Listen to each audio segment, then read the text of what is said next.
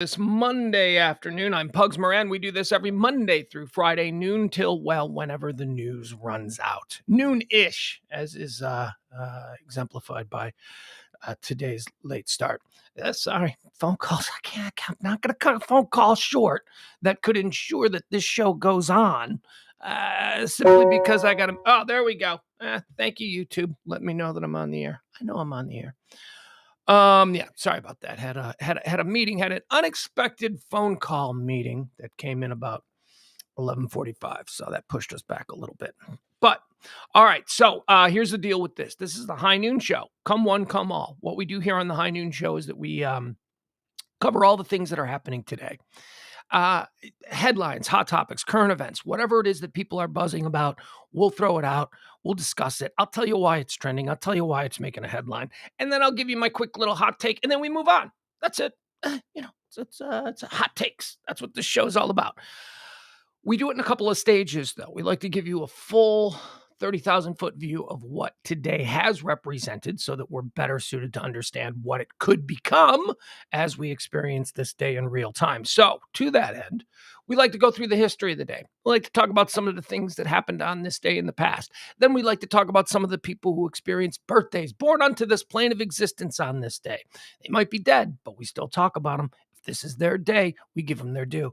Then we go into the deaths. We mourn some of the passings of those who have made contributions, both good and poor, to civilization as we know it. And then, and only then, once we've got the whole history of the day, the birthdays of the day, and the people who have passed on this day, then and only then do I feel comfortable that we can move into understanding what today shall bring us. And then we go through all the headlines and all that. So if you were listening on Friday, I was telling you about some changes are probably going to come. Not good, not bad, not whatever. I don't know. I guess that all really depends. Some people, any kind of change is bad because, they broke. They don't get it. We got to constantly be evolving. Things have to change, but I'm uncomfortable by change. I fear change. Buck up, snowflake. Stop fearing change.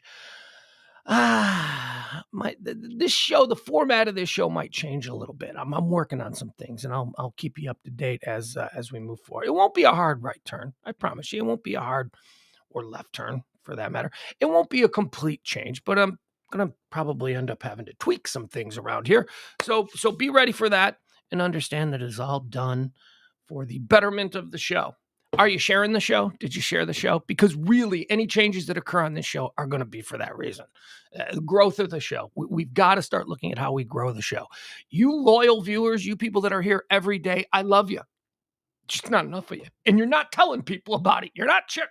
Let me show you today. I ask every day. I ask you to share the show. Let me just go to Twitter, for example. Let me see. Did anybody share the show today? Did anybody? That's right. All of you people. The ones that are like always in the chat room.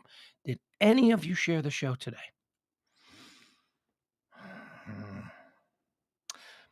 Thank you, Frank. Frank did. Frank Smith did. Frank shared the show. Thank you, Radio Misfits Podcast Network. Radio Misfits Podcast Network shared the show. And that's it.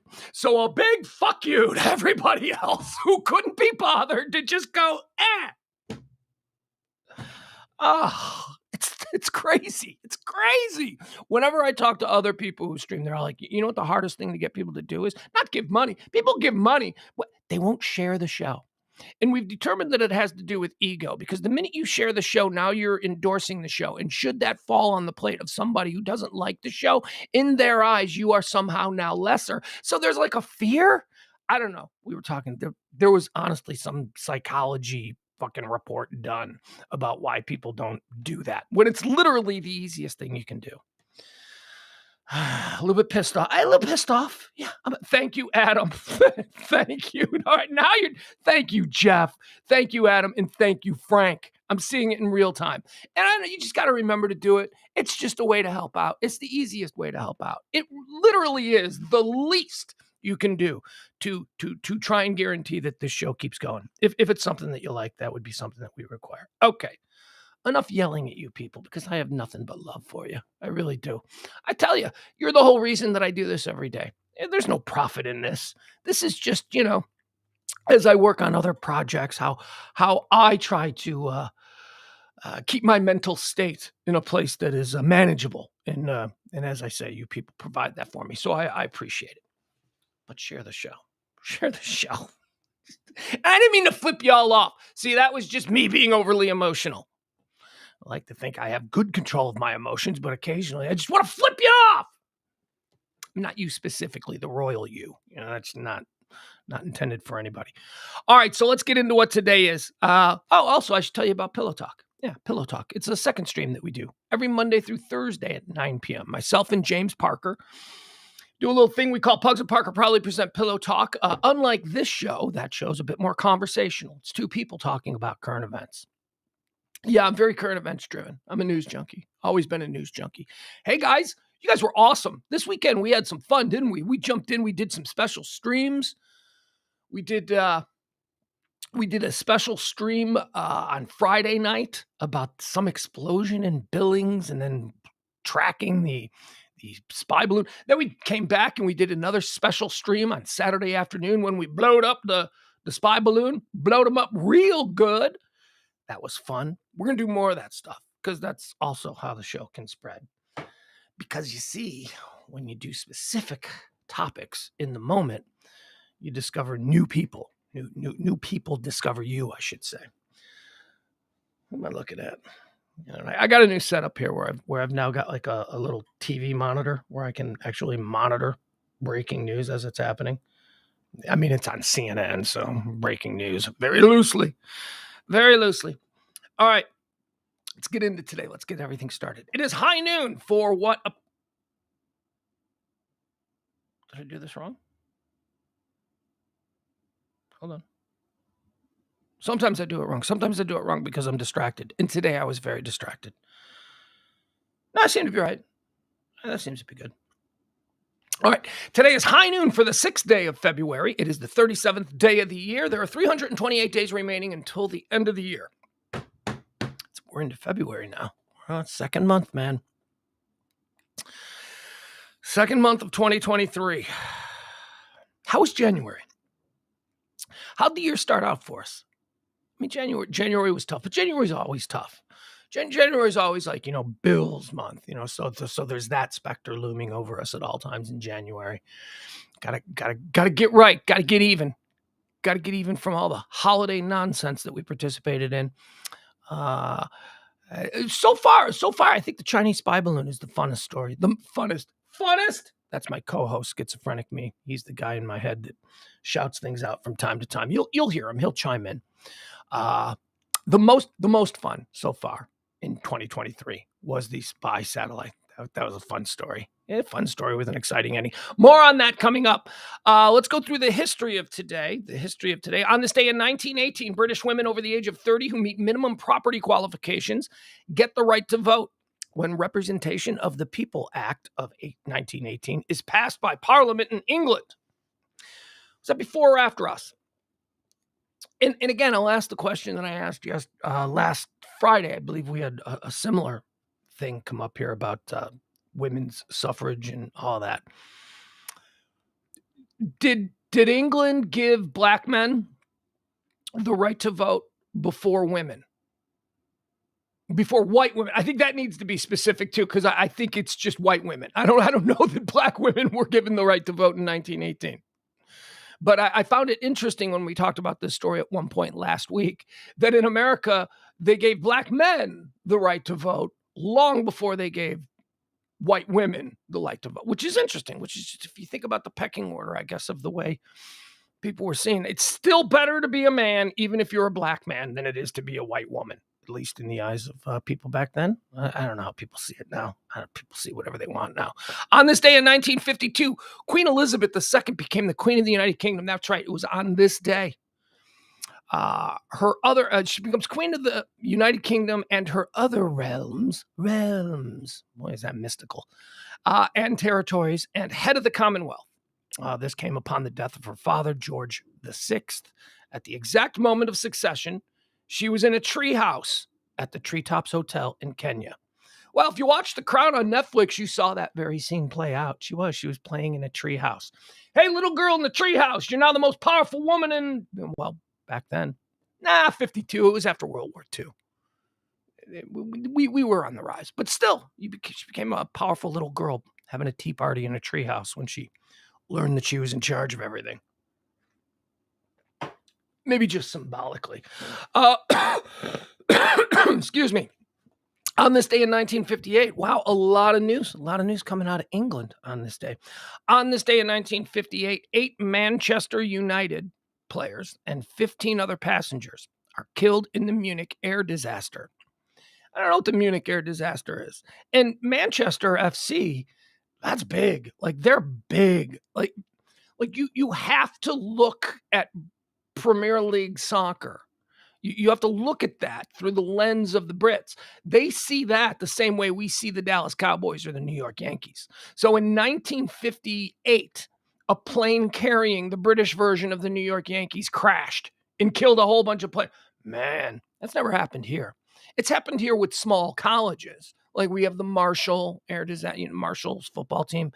And then we have like Evansville, but those aren't even like major programs. Like, imagine, have we had professional major from the main sports? I'll even include hockey, even though it's like barely a peripheral sport at this point. But baseball, basketball, football, hockey in America has a professional team in one of the recognized leading leagues ever gone down and killed a bunch of players? I don't think so. So that's a big thing. You look at it through that lens, it's like, man. And I had never heard of that before. Now, granted, I'm not a big Premier League fan.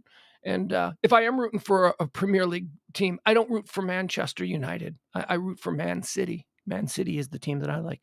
I like Man City because they're kind of like the Chicago White Sox to the Manchester United Cubs. And Manchester's got 2 teams. They got their version of the Cubs, which is Man United, which is like, oh, we love them. They're so cute. They're so good. And then they got Man City, which is like the White Sox, which is like, oh, they're not. They're the other team. So I like Man City. I feel a kindred connection to them. On this day in 1959, Jack Kilby of Texas Instruments files the first patent for the integrated circuit. Well, I got a friend who works over there at Texas Instruments, and we went over there to help her out with a car issue recently. And man, is that a thing? You ever seen that Texas Instruments complex? Oh my God, it's like its own it's like the walled city of Beijing. It's, or what it used to be called. What was Beijing? What did Beijing used to be called? Peking? Is that what it's called? I don't know, whatever. It was like, it was pretty impressive. So Jack Kilby started it all on this day in 1959. On this day, speaking of starting it all, on this day in 1988, Michael Jordan makes his signature slam dunk from the free throw line. The dunk that was captured in one of the great posters. Did you have the poster? You know that I did. It was an all-star game. That's why there was nobody around. Or is this the poster? Wait, was it the slam dunk contest? All right, now I don't know. Anyway, it was on this day that Jordan made the dunk that would be immortalized in the Air Jordan logo. The Air Jordan, the Jumpman logo where he's going up. Yeah, that's a real thing. That's from his actual dunk that occurred on this day in 1988. All of those things are real. Like the NBA, the NBA logo. The NBA logo of the player. This like a silhouette of a player, and he's doing a little crossover dribble. Yeah, that's Jerry West. That's Jerry West. That's actually him. He's the logo. That's why that would be why Jerry West's nickname is the Logo, Jerry the Logo West. On this day in 2012, a magnitude 6.7 earthquake hits the central Philippine island of Negros, leaving 112 people dead. The reason I mention this is because it seems like this is big earthquake day. It seems like there are a couple of days each year when the earthquake days. Like, isn't there a day in the spring every year that Mexico has an earthquake? Like, they've had an earthquake like on this day or the day before the day after, like every year for like a billion years. I don't know what that means. But based on what's trending at the moment, today is definitely an earthquake day, and history shows us. On this day in 2012, a magnitude 6.7 earthquake hits the central Philippines, 112 people dead. On this day in 2016, an earthquake of magnitude 6.6 strikes southern Taiwan, killing 117 people. And of course, on this day in 2023, two earthquakes of magnitude 7.8 and 7.5 strike near the border between Turkey and Syria with a maximum Mercalli intensity, I don't know what that means, of 10, which means extremely violent earthquake. The earthquake resulted in numerous aftershocks and death toll of nearly 2,500 people. Put a pin on that as we get into the stories that are trending, because I bet you can imagine that's trending. Let's do some births, some people who were born on this day. Oh, excuse me, that was a burp. Tried to hide it, couldn't get it in time. Sorry. Aaron Burr. Aaron Burr was born on this day. Aaron Burr. Completely forgettable founding father. Totally forgettable founding father. And then they made a hip-hop musical about him. And now, there's a bunch of 17-year-olds walking around going, he's one of the most important founding fathers. No, he's not. I'm not even sure, was Aaron Burr a founding father? Like everybody back then who had a civil servant job and wore a powdered wig can't be a founding father, right? What's the line? Is there a designated list of people who are, okay, these are definitely founding fathers? And on that list, you got the Adamses and the Jeffersons and the Washingtons and the Franklins and all that stuff, right? But what about these spare guys, these other guys, like Ichabod Watson from Connecticut? Is he, I made that name up, but maybe he's real. Is he a founding father? Patrick Henry, give me liberty or give me death. Is he a founding father? Is founding father something that only denotes a political position or people who sign the Declaration of Independence? Is that? I don't know. Anyway, we're moving on. But Aaron Burr, happy birthday to you. You're seeing a very nice sort of resurgence of who you are late in life. Born on this day in 1895, Babe Ruth, American baseball player and coach. First black guy to play in the major leagues. Sorry, folks, Babe Ruth was a black guy. Babe Ruth was a black guy. I know.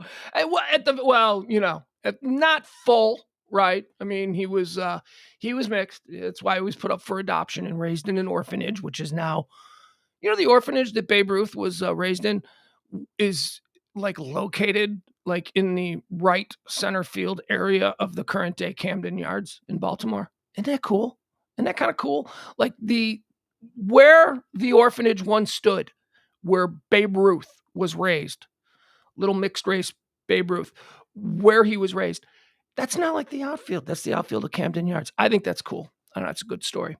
I don't know if it was done intentionally. I don't know, but it certainly is a cool story. Adam says, Adam, is this some information you got for us here on Aaron Burr? I'm guessing this is some Aaron Burr update. Let's see. What does Adam say about Adam Burr? Adam Rayner says he was an officer in Washington's army, but he wasn't the most important. I'd say he's a founding father, though. Well, I mean, I would also say that he's a founding father. But my question is, is it just anybody we heard of from back then? Oh, yeah, he's from back then, founding father. Is there an official is there something that you had to have done or been associated with? I don't know. I'm not smart enough for that stuff. I don't know. We'll figure it all out. Let's see here. Who else is celebrating a birthday? Anyway, just take this. This is all I need for you to take. Babe Ruth was a black guy. He was. I'm sorry. He was. Just look at him. And then read his story. Yeah, a mother and a father. Or at least his mom had a boyfriend or something. I don't know. But it's pretty obvious. One of my favorite sports radio hosts is Lawrence Holmes in Chicago on WSCR. He's actually on right now. We compete with each other.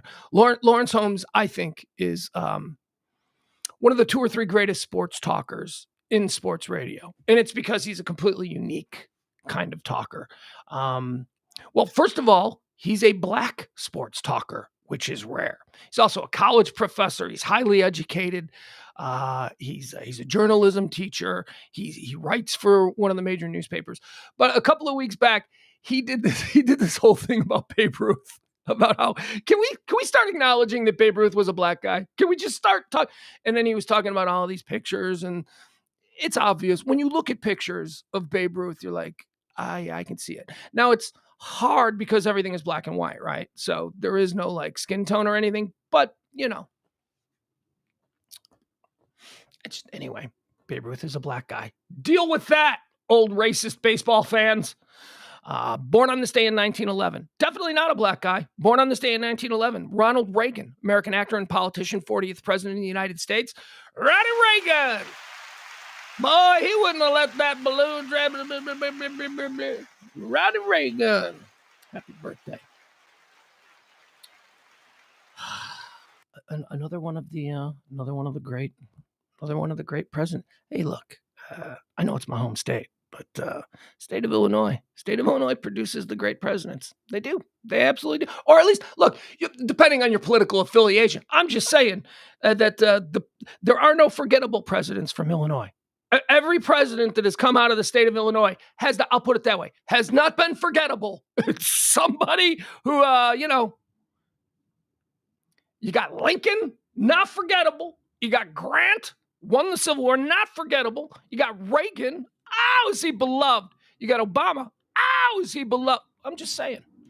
You want a president who's not going to be forgettable. You pluck one out of Illinois. They seem to produce. And it's because for years it was a bellwether state. It represented the middle of America. And, people from the East Coast found us okay. And people on the West Coast found them. So that's really what it was all about. But Ronald Reagan, Quincy, is he from Quincy?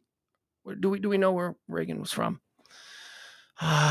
Somewhere over. My boy Jeff Ballard, he has equal claim for Ronald Reagan because Ronald Reagan just was born and raised on the Illinois side of the Mississippi River. He was probably like 50 yards away from Iowa, so he could have probably spent a lot of time in Iowa too. Born on this day in 1912, Eva Braun, German wife of Adolf Hitler. What do we say about her? There's been awful women in history, and Eva Braun is surely one of them. Eva Braun. Born on this day in 1917, Zsa Zsa Gabor, Hungarian-American actress and socialite. Zsa Zsa Gabor is fascinating to me. Her and her sister Eva, Zsa Zsa and Eva Gabor. By the way, Eva was the one in Green Acres. Zsa Zsa Gabor is not only Paris Hilton's like great aunt or whatever, but she's also like the original Paris Hilton. Zsa Zsa Gabor was sort of the first person who became internationally famous for being famous. There was like, what? She's an actress? Well, she's not a good actress. It's not like she has any memorable roles. She was just somewhat. And also, the story of the Gabor sisters was Zsa Zsa, the one we're talking about, whose birthday it is today. She created this whole phony backstory, and that she was a deposed Hungarian princess. And on Green Acres, her sister Ava lampooned her sister's story. Ava as Lisa in Green Acres. Lisa was portrayed as a deposed Hungarian royalty who is now living on this farm. So that was a direct tie to, it was kind of an inside joke about the sister portraying someone who tried to pull off what the other sister did. She wasn't. They were just like hot farm girls who found their way over here. But because they were exotic and beautiful, they were able to pull off this sort of mythology that they were royalty and all that stuff. Born on this day in 1917, Zsa Zsa Gabor, great aunt of Paris Hilton, and in my mind's eye, the original Paris Hilton, famous for being famous. We don't know what you do, but everybody knows who you are. Born on this day in 1931, Rip Torn. Can we do a Rip Torn draft? I wouldn't know how to do a Rip Torn draft because all I know is that Rip Torn was Artie on the Larry Sanders Show. So if I had to create a list of the 10 greatest side characters in television history, I mean, I'd certainly put Kramer on there. Kramer from Seinfeld would make the list. Side character. Rip Torn, Artie from the Larry Sanders Show. I mean, my God. Recently, I'm getting so old. 3 years ago seems recent to me. I rebinged Larry Sanders Show. Yeah, 3 years ago. All in my mind, my old mind, it's recent. God, Artie, the producer of the Larry Sanders Show, played by Rip Torn. Hysterical.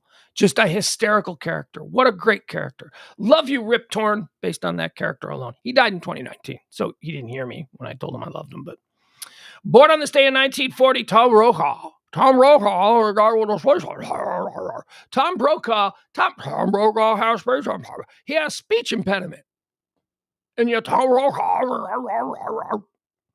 Brokaw, born on this day in 1940, American journalist and author. Born on this day in 1945, Bob Marley, Jamaican singer, songwriter, and guitarist. He died in 1981. They say cancer, but I don't know. I think they took Marley down. Marley was going to become king of Jamaica. He was, the people there, he was troubling. Oh, he was troubling to the powers that be in Jamaica. People loved him. People treated him like he was the boss.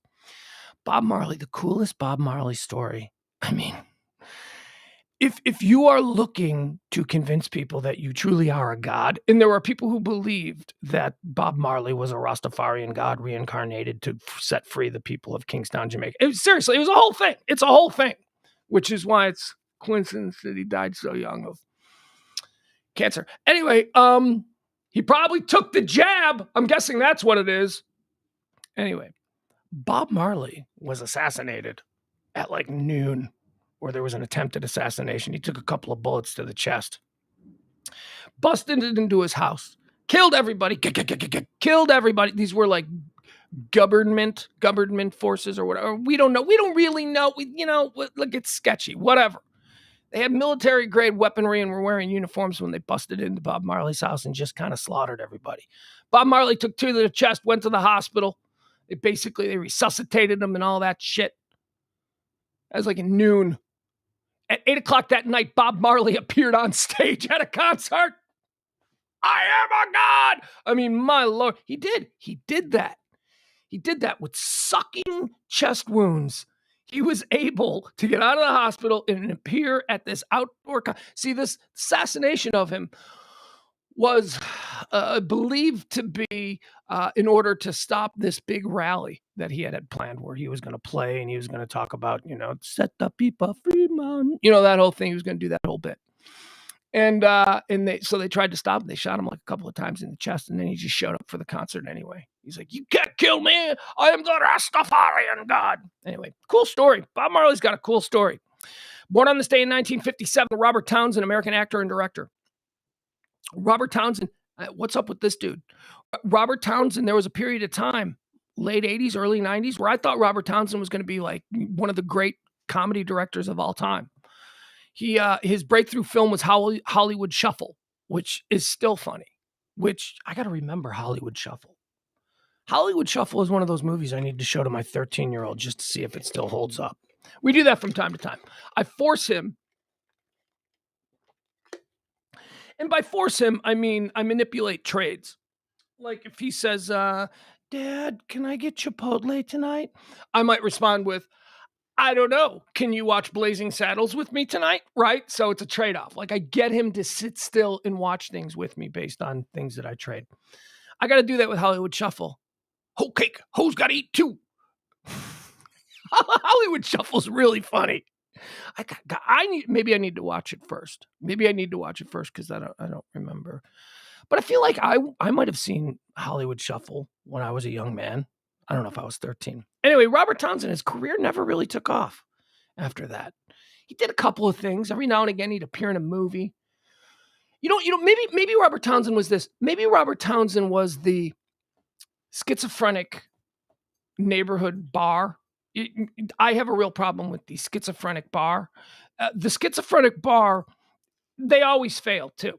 The schizophrenic bar is the bar in your neighborhood that during the day and early in the evening, it's a sports bar. Get your wings and beer and watch the game. But then for some reason at like 9, 10 o'clock, it turns into a like dance club.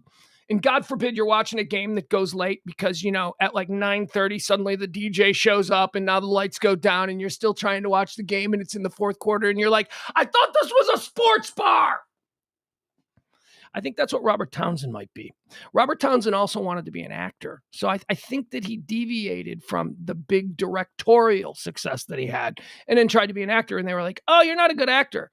And by that point, he couldn't go back and do movies because it was already like, he's not a good, you know what I mean? Bloom was off the rose, as they say.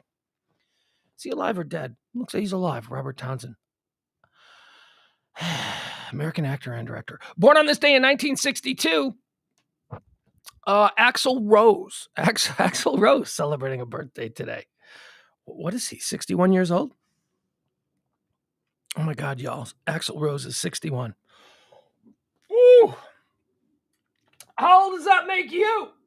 See, that's what schizophrenic me does. Anytime I want to like feel good about not being 61, schizophrenic me will remind me that I'm not that far behind. I mean, I'm not close. Don't give me... It depends on what close is. Is a 12-year-old close to being 21? I guess that's the way you'd look at it. Okay. Born on this day in 1966, Rick Astley. Rick Astley, English singer-songwriter. Never gonna give. Rick Astley, I think I saw him recently. Isn't he doing a commercial? Is he doing like a crypto commercial or something? No, I guess we don't have crypto commercials now. Talk about Bloom being off the rose. I saw Rick Astley recently in some commercial or something. Rick Astley, couple of pop hits in the late 80s, mid 80s. Of course, Never Gonna Give You Up, Never Gonna Let You Down, Together Forever and Never. He had a number of hits, pop hits. And then, he just kind of went gone. What happened to Rick Astley? I don't know. I'll tell you what happened to Rick Astley. Viral videos happened to Rick Astley because there is no reason on earth that my 13-year-old should know who Rick Astley is. And he does because of that whole Rick rolling thing, which I don't know. Is there any way he can get money off that? Well, of course there's ways he can get money off that because he's Rick Astley. And now all of a sudden there's an entire new generation who knows who he is. So the next time he tries to go on a little tour, people know who he is. All right, very good. Rick Astley, born on this day in 1966. Never going to give you up, Rick. Born on this day in 1985, Chris Humphries, American basketball player. Chris Humphries, moderate, middling NBA player. Is he still in the league? I couldn't possibly be right. He couldn't still be in the NBA. But it doesn't say former. It says, let me see. Okay, it doesn't say former. Christopher Nathan Humphries is an American. Oh, it does. There it is. Former basketball. I was going to say, man, no way that dude could still be playing. He was barely playing when he was 25. Chris Humphries is, of course, famous because he married Kim Kardashian for like a cup of coffee. That was like, he was the gatekeeper to the NBA for the Kardashian ladies. Chris Humphries, he introduced the idea that an NBA player could date a Kardashian. And then Kim was with him, and then she realized, oh, wait, you're not that good. I should be with somebody who's good. And then, Khloe got involved. And all of a sudden, we got the whole Khloe Lamar Odom thing. And then the whole button, then Khloe got... Anyway, all I'm saying is Chris Humphrey, the gatekeeper to the NBA's sexual access to the Kardashians. Some deaths. Some people who died on this day. Dead on this day in 1991, Danny Thomas, American actor, producer, and humanitarian. St. Jude's, a lot of wonderful work down there. Danny Thomas, one of the early super producers in television. I don't know, everything was... I think it was Danny Thomas who set up Desi and Lucy with Desi Lou. Somehow he was involved in that whole thing. Danny Thomas, Marlo Thomas's dad. Marlo, maybe you remember her from That Girl. Diamonds, snowflakes, that girl. Yeah. I'd like to go back and watch That Girl because you would think that if somebody pitched you that idea, you would think that would be like one of those, it's one of those glass ceiling shows where a woman showed that she could make it on her own. But it's not really considered that because when I think of That Girl, I just think of her being a victim. I think of Marlo Thomas just being a victim. She was entirely, yes, she had her own Manhattan apartment and she was trying to make it, but she was completely funded by her father. Like that was like one of the running themes of the show that Daddy's going to stop paying for my apartment. So it wasn't really glass ceiling busting. Not the way like Mary Tyler Moore was a couple of years later, where she was a divorced woman who resumed her career and all that kind of stuff. So I get why that gets it. But yeah, no, Marlo Thomas, that girl, she was just like, I'm a hot girl in New York looking for a rich husband. Feminism, I wasn't really, although I liked it. I liked that girl as a little kid. I don't know why I liked it. I liked that show. I did. I liked her. She didn't have any magical powers or anything, but I thought she was cute. Anyway, moving on. Danny Thomas. Danny Thomas was the father of that girl. Not in the show though. Not in the show. He didn't play the father in the show, but he was the executive producer of the show. Born dead on this day in 1993, Arthur Ashe, American tennis player and sportscaster. Arthur Ashe. Didn't he get AIDS? Didn't he get AIDS through a blood? No, Arthur Ashe had a bunch of like medical issues throughout the 70s. He was sick, and apparently he got a blood transfusion that in the early days of the AIDS thing that was I don't know, had some of the AIDS in it. However that works. Anyway, American hero, American icon, Arthur Ashe died on this day in 1993. Dead on this day in 1998. How old was he? 38, 37, 30. Hold on, wait a second. I'm doing quick math. Hold on. 30, 38. Wow. That's young. I didn't think. Dead on this day in 1998, Falco. Australian pop rock musician. He was born in 1957, so 35, right? So, well, wait. Did I do that wrong? Yeah, 35. I think it's 35. I don't know. Whatever. He was young. Rock me, Amadeus. Rock me, Amadeus. Amadeus. Oh, Amadeus. Rock me, Amadeus. Yeah, I can go on. But that was it. That was a phenomena. That song was like a phenomena. He doesn't even speak English. And I'm like, well, he doesn't need to. He's saying like the three same words over and over again. It's obvious that there's something going on with this guy's ability to communicate in the Queen's English. How did he die? How did Falco die? I hope it was some like Australian rock star way of dying. I don't want him to have to have died of cancer or something like that. Falco died. Okay, here you go. Falco died of severe injuries received on February 6th, 1998. That's today. 13 days before his 41st birthday. How the hell did I say 35? What is wrong with my math? 13 days before his 41st birthday, when his Mitsubishi Pajero collided with a bus on the road linking the towns of Villamontellano and Puerto Plata in the Dominican Republic. At the time of his death, he was planning a comeback. Oh, aren't they always? Which was successful with the posthumously released album Out of the Dark, Into the Light. His body was returned to Austria and buried at the Vienna Central Cemetery. What's a Mitsubishi Pajero? What is that? Let's see what kind of... Oh, it's like an SUV. Never heard of a Mitsubishi Pajero. All right, there you go. Those are the deaths on this day. 91, Danny Thomas. 93, Arthur Ashe. And 1998, Falco. Are we ready? Do we feel we understand what today has been? Are we ready to jump into all of the topics that are making news today? All right, let's do it. Ladies and gentlemen, we got Earthquake Day. That's right. I told you all about that when we were running through some of the events in history. Seems like a lot of earthquakes have occurred on this day, and we got another one. We got a big one. This is a big one. I don't know that I remember an earthquake with a we call it a Richter scale, but I see it being called other things. 7.8, a 7.8 earthquake.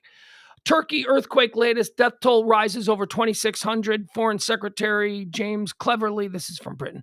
Foreign Secretary James Cleverly, dude's name is Cleverly. That's great. That's a great last name. Foreign Secretary James Cleverly says there are no reports of British fatalities after two quakes wreaked havoc across southern Turkey and Syria. Let's see. This map below shows more than 60 tremors have hit Turkey since the 7.8 magnitude earthquake earlier this morning, which was yesterday evening. Many of these have been weaker aftershocks, although at least one 7.5 magnitude quake, similar in strength to the first tremor, has occurred. The fear of more quakes will be on the minds of rescuers as they rush to get people out of the rubble tonight in freezing temperatures. Now, here's something we have to understand. If you've seen any of the pictures coming out of Turkey, I said Turkey because it also happened in Syria. So there was another one in Syria that happened like 9 hours later. Another big one in that part of the world. And they're fairly in that part of close anyway.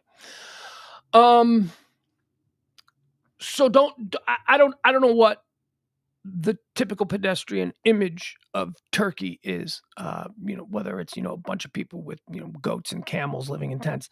No, we're talking about major cities. We're talking about big, densely populated urban areas where the buildings, if you've seen any of these pictures, they are absolutely horrifying.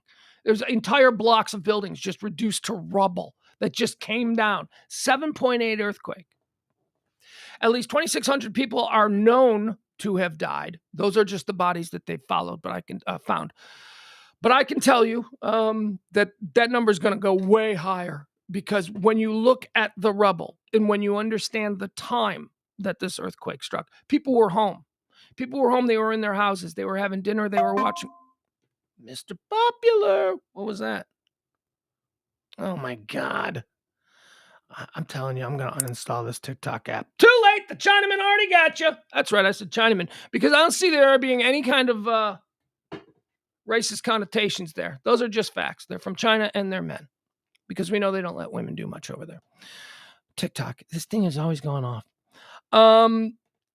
Rescue workers from across Europe head to Turkey. Rescue workers from across Europe are setting off for Turkey and Syria tonight as they rush to help efforts to pull people alive from the rubble after the devastating earthquakes.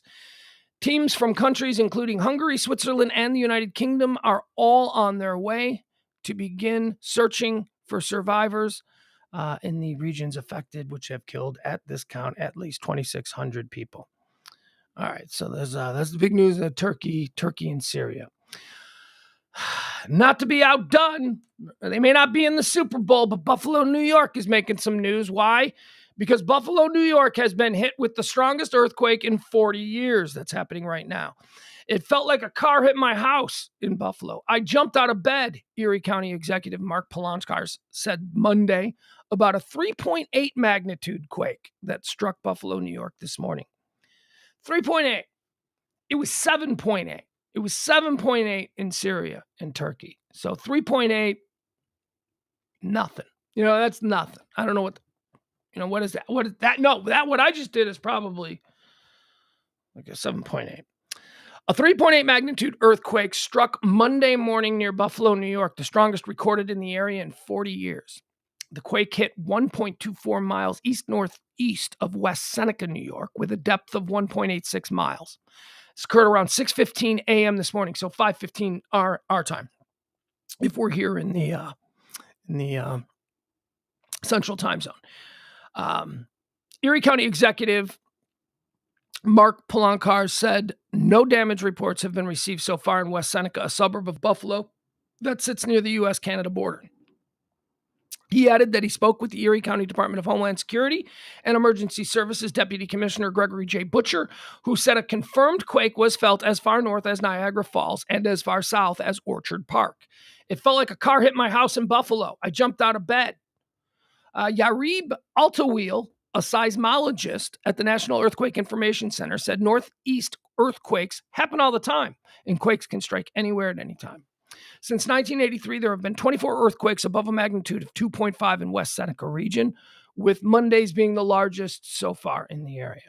All right, so there you have it. So now everybody's fine. Look at Americans trying to hone in on the world's sympathy for Syria and Turkey. We got one too. All right, spy balloon. Right? Spy balloon is still trending. Spy balloon. We took down the spy balloon. That was fun. That was a lot of fun. That was so a couple of things that we know now. There's a whole bunch of stuff we're like.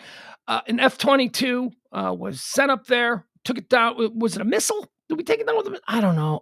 There's so many crazy politically biased reports coming out about this. All I know is what I saw. We all tuned in here on the live stream, and you can be alerted to our live breaking news coverage by hitting subscribe and following us and all that. You'll get a little alert. So we broke in, we came here on Saturday afternoon and we watched them. We watched them blow up the balloon on TV. That was proud to be an American. It was a very American flag waving moment. I enjoyed it. Some of the details that we're learning now is that this was not the unique experience that I think we all thought it was. Apparently, balloons fly over this country all the time. They flew over a number of times during the Trump administration. There was another one that made an incursion into our airspace earlier in the Biden regime. So why was this one made such a big deal? Because we saw it. That's why. Nobody saw the other ones. Nobody put on Instagram pictures of the other ones. Somebody saw this one. And it became a thing. We had to act. But if nobody had seen it, we wouldn't have done anything. We'd have just been, Now, why don't we do anything? Because some of the other things that we learned. In the case of this balloon, the Canadian Defense System, or whatever they are, they're now admitting that they were playing coy early. They were taking their marching orders from the United States about what to and what not to say about it. Apparently, the Canadians began jamming the balloon's ability to transmit or gather any kind of data long before it ever crossed over into America. So it was coming over Canada first, and they went, all right, let's zap that thing. And I don't know what the tech is, but apparently they eliminated its ability to track things. So when we were all, and I was one of them, when I was like, why are they just letting it fly across America, gathering all this information? Because it wasn't gathering. At that point, it wasn't gathering information. It had been jammed. It had been destabilized. I don't even know what the term is, but so we know about that. Now there's a story today about General Mattis, the Joint Chiefs of Staff, and Mattis was the defense secretary. Apparently, when these balloons were going over during the Trump administration, they knew about it. They just didn't tell the big guy. They didn't tell the big guy because, whatever. Didn't need to be on his plate. He didn't read his briefings anyway, so just like whatever. So they took care of it in-house, and nobody knew about it. So we don't Texas. We had one come right over Texas. One came right up the Gulf and right over Texas. So I don't know. Apparently these things, we know that we do it, they do it. That's just kind of how it is. That's how espionage works. But the reason that we all got caught up in this one, and it was fun, let's admit it was fun. It was a fun distraction that we all needed. The reason we got caught up in this one is because a civilian saw it. Civilian saw it, made it public. All of a sudden everybody's like, what's this? And then, that set a domino effect where everybody had to react. We had to act like, well, national security. When now they're saying they keep moving the goalposts too. Our government, they keep moving like Thursday is when we found out. So on Thursday, when it first became news with the Fox and MSNBCs and CNNs making it public, when that happened, we were told on Thursday evening that the spy balloon, the president's being briefed on the spy balloon. Then as the days go on, we learn the president knew about the spy balloon on Wednesday. Well, as of today, it's the president was informed by the Canadians on Tuesday. It's okay. You can't keep changing your story, dude. This is why nobody trusts you. This is why nobody trusts nobody. Well, maybe it's just that we're too dumb. We plebes, we the great unwashed, we're just too dumb to be able to grasp all of these complicated foreign affairs issues. By the way, I agree with that 100%. We are far too dumb to completely grasp the complexity of these issues. It's why people study these things. It's why people are experts in this field. We are not experts in this field. Although I got to tell you, my timelines on Facebook and Twitter were just filled with international espionage experts. Dudes that like, wait a second, you work at a muffler shop and all of a sudden you're... Yeah. So there you go. So we're done with the spy balloons. If we see another one, that'll be fun. But I don't know. I don't know where this goes. On Friday evening, we jumped in and did a special stream because there was something that had happened in Billings, Montana on Friday evening. Dolly Moore of Billings, Montana, with her phone, captured what appeared to be an explosion in the sky over Billings and something falling to the ground. Now, those of us who were tracking the balloon, we knew that the timeline didn't match up because the balloon hadn't been over Billings in 24 hours. The balloon was already down over Nashville at the time of this so-called explosion over Billings. But the video exists. It's a real video. We saw it. We all saw it. We did a quick little break-in. We did a couple hours. I say quick little. We did a couple of hours on that one subject. We watched it develop. We tracked planes. There was military activity in the area. Well, we were watching on flight radar. We saw an unmarked military aircraft just completely vanish, just disappear right, probably about 50 miles outside of the Billings airport. We watched that. We were watching it on the show. We're like, okay, what's this guy doing? And then suddenly he just vanished. So it was weird. Like, there was weird things going on. There was also some helicopters, some Army helicopters in the air at the time, in the area where this explosion in the sky seemed to come down. Billings authorities, Billings Fire and Rescue, Yellowstone County National Emergency Management, all of these people within hours of this Dolly Moore video going viral, all of these entities, these official entities, released statements saying, we don't know what this is. We have no reports. Yellowstone Fire has no reports of a plane crash. So they were saying, we don't know. We don't think it's anything. It's not like nothing took off from the airport. We don't have any. Yet the video remains. And we're all like, what is this video?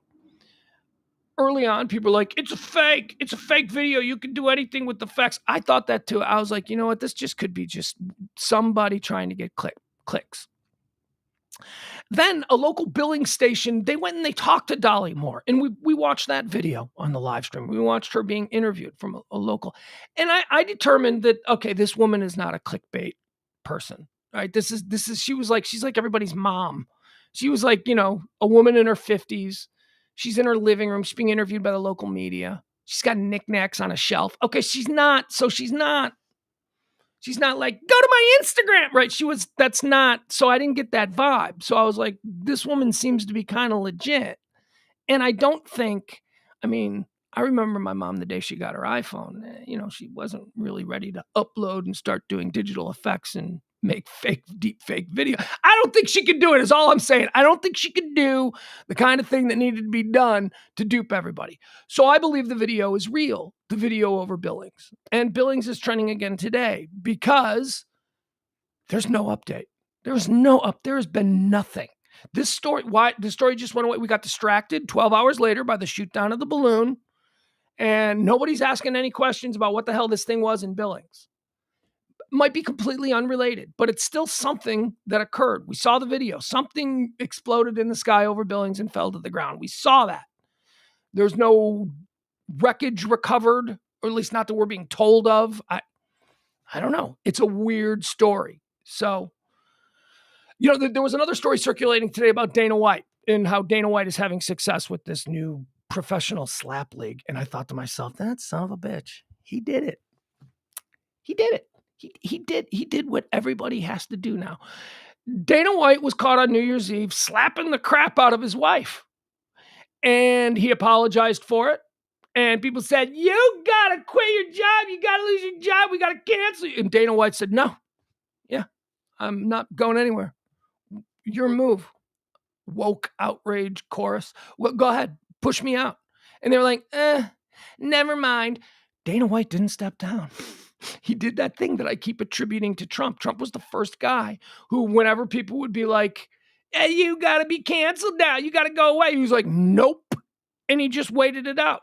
And he knew that these people who are so angry at him on a Monday are going to completely forget why they're angry by Wednesday. By Thursday, the whole story is going to be forgotten. And by Friday, everything's back to normal. That's what Dana White did. People lost interest. That's what's happening with this Billings thing. I want to know what happened in Billings. And they're like, nothing to see here. And we all went, okay.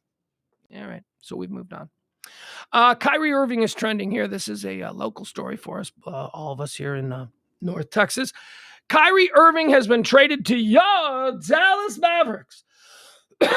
That's right. Texas has one more crazy person to add to the insanity stew that we brew here in this fine state.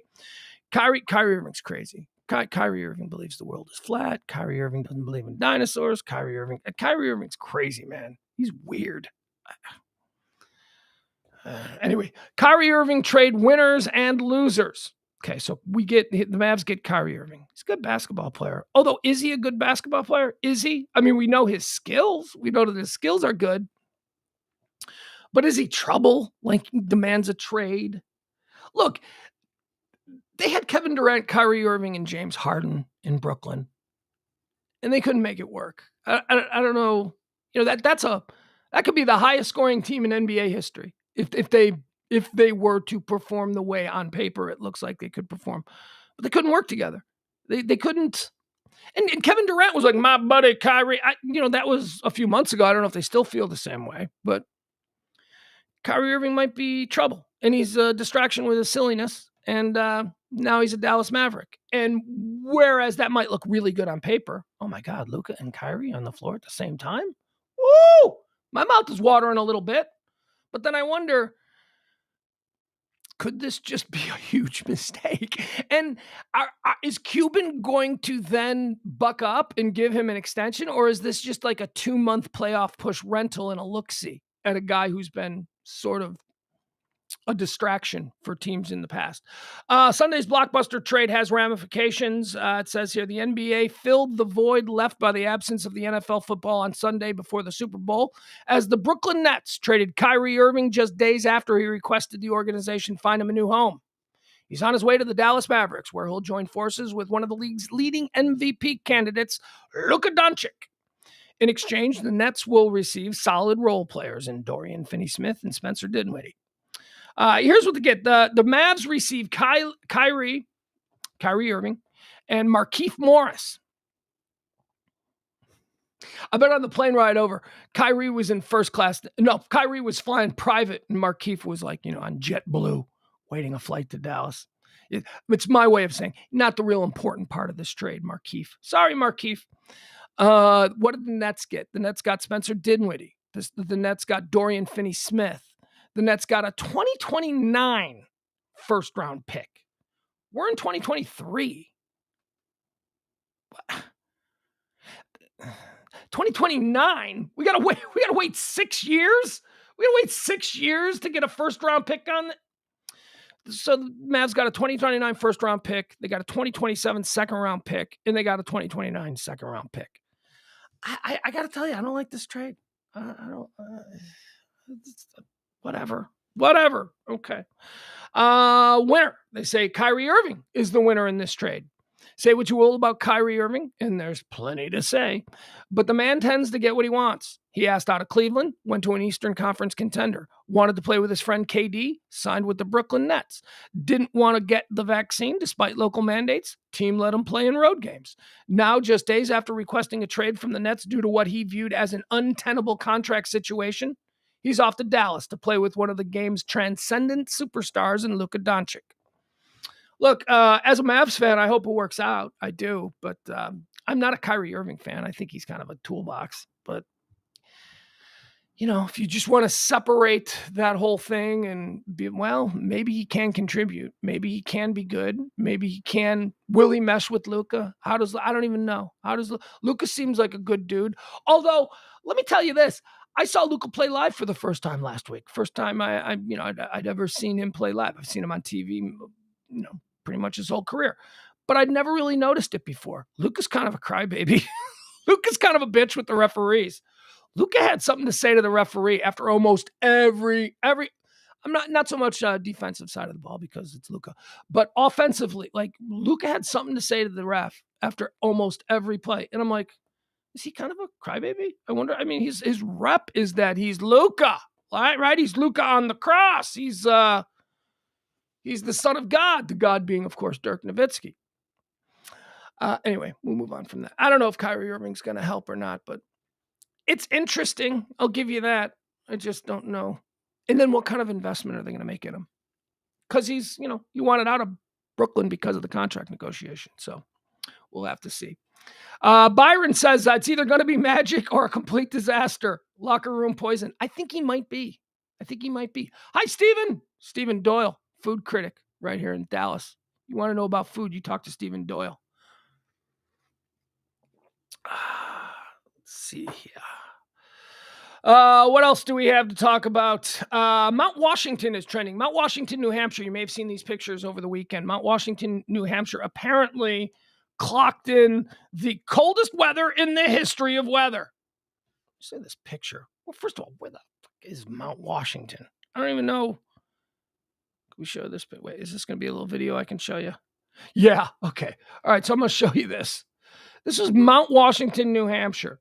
They recorded over the weekend the coldest temperatures ever on Earth. I don't know if it's ever on Earth. We'll get into that when we get to the story. But it's very cold. Very cold. And, this looks like a Star Wars city. I have no idea what's happening here. This is in New Hampshire. They got shit like this in New Hampshire. What is Mount Washington? They got mountains in New Hampshire? I guess they do. All right, let's see. Show me the pic. Oh, we got to wait for the ad to run by. So there you go. You watch that, and I'll just read it to you. Mount Washington is famous for its extreme weather conditions, but the latest Arctic outbreak has set a new precedent for the home of the world's worst weather. Meanwhile, Boston broke 2 record lows in the span of a few hours amid the cold blast. Right here. Look at this shit. Look at this. All right, so this is Mount Washington. What is that?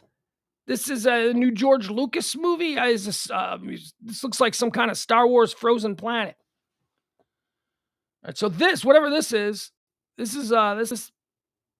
okay. Okay, there you go. So you see a little normal barn like off to the left, and then I guess we're looking at a weather station on top of the mountain. How cold was it? How cold are they saying it was? The polar vortex paid a visit to New England and sent temperatures to record-shattering levels on Friday into Saturday. One remote location. All right, we don't need you guys. Sorry, weather guys. We're done with yous. The polar vortex paid a visit to New England and sent temperatures to record-shattering levels Friday and into Saturday. One remote location faced weather conditions so extreme that it looked and felt otherworldly. That's what we just saw. With an AccuWeather real field temperature dipping to record low levels and rivaling conditions on Mars. No. Meanwhile, a big city close to the coast set 2 record lows in the span of a few hours. So what is the temperature here? And don't give it to me in Celsius, you pretentious D-bags. They said it had 114. Here it is. The AccuWeather real field temperature on Mount Washington plummeted to 114 degrees below zero. That's wind chill. That's not a real earthbound temperature. It's not going to get to 114 below zero. So why doesn't it say wind chill? Oh, it does. They don't call it wind chill. I'm sorry. They call it real feel. The AccuWeather real field temperature plummeted to 1.4. That means it's not the actual temperature, but when you combine the actual air temperature with wind gusts, it's how it feels on a human being. So it felt like 114 degrees below zero, even though it was only technically 47 degrees below zero. All right, there you go. That was very cold. But, honestly, bring it. Bring it. As long as the heat works, bring it. 47 below zero. Oh my God, if your heat don't work, you froze solid. Never mind, don't bring it. Now that I think about it, I'm thinking it through. My ego got involved and I thought, I'm from the Midwest. No, I don't want to deal with that.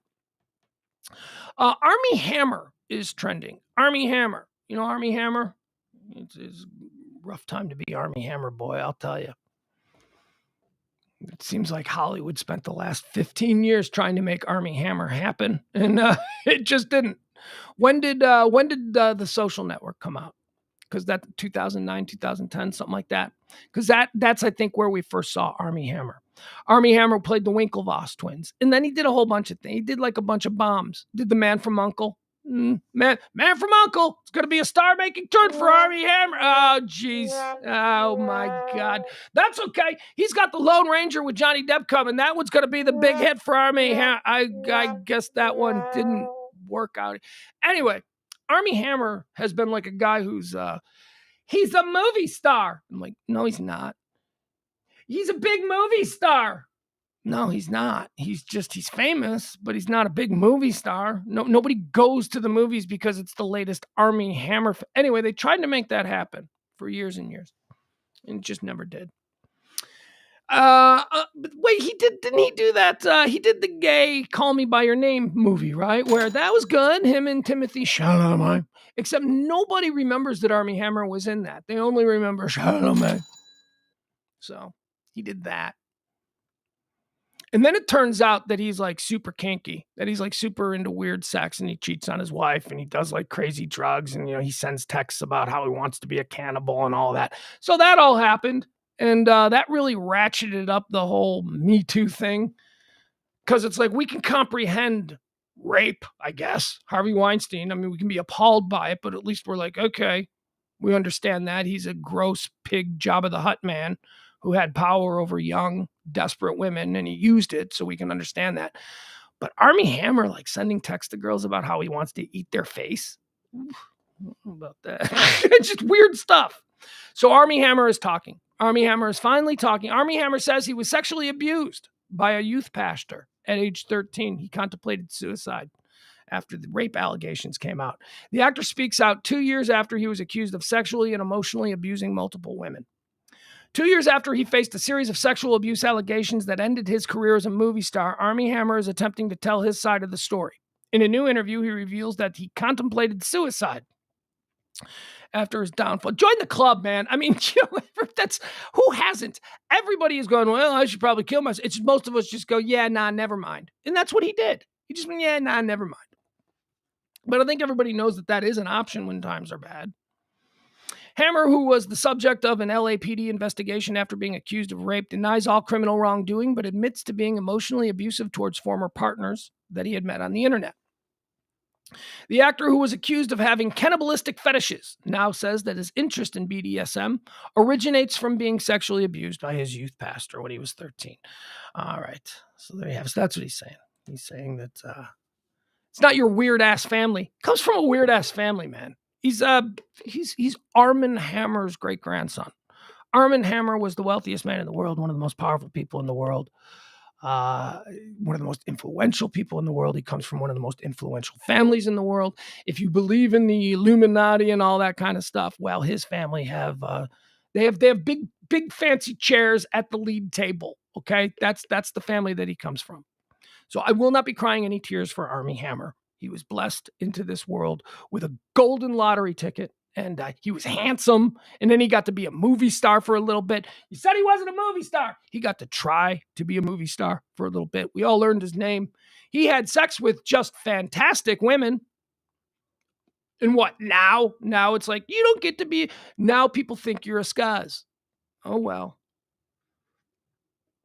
Good thing he's got all that family money to fall back on. This is a weird story that's trending. I don't know why this came out. Harry's Cougar. Have you seen this? Apparently some like old lady is like saying, Harry lost his virginity to me. I'm the older woman who took Prince Harry's virginity. Sasha Warpole. She's only 40. Wait a second. She's 40. What? How old are you again? Not 40. 40 ain't old. He reveals she is the mystery horse lover who had passionate 5-minute sex session with the Duke in a pub field after a rendezvous was laid bare in Memoir Spare. I don't know what that means. It was a passionate, tipsy, and very probably ill-advised encounter between two friends who snuck out of a pub for a crafty Marlboro Light and ended up clambering over a fence to make love in a field.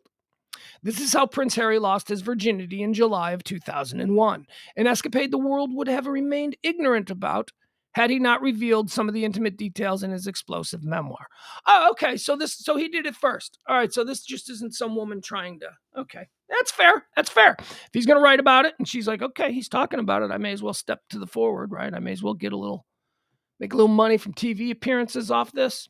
The story became one of the most talked about passages in the bestseller, triggering a global guessing game as to who the unnamed older woman who treated him, not unlike a young stallion, might be treated. All right, so how old is Prince Harry? Let's see here. How old is Prince Harry? Okay, he's 38. She's 40. That's not an older woman. He was out in a pub, they were drinking. She was perfectly age appropriate to be in the group of people that he's drinking with. The press. Older woman. She's not an older woman. She's basically his age. Ugh. The story became one of the most talked about passages in the bestseller. Who cares? Now that woman has come forward to share her version of what the Duke of Sussex 38 memorably called an inglorious episode. She is Sasha Warple, 40, who had known the prince since her days as a groom at the future King Charles Gloucestershire estate. I don't even know what that means, and I don't care enough.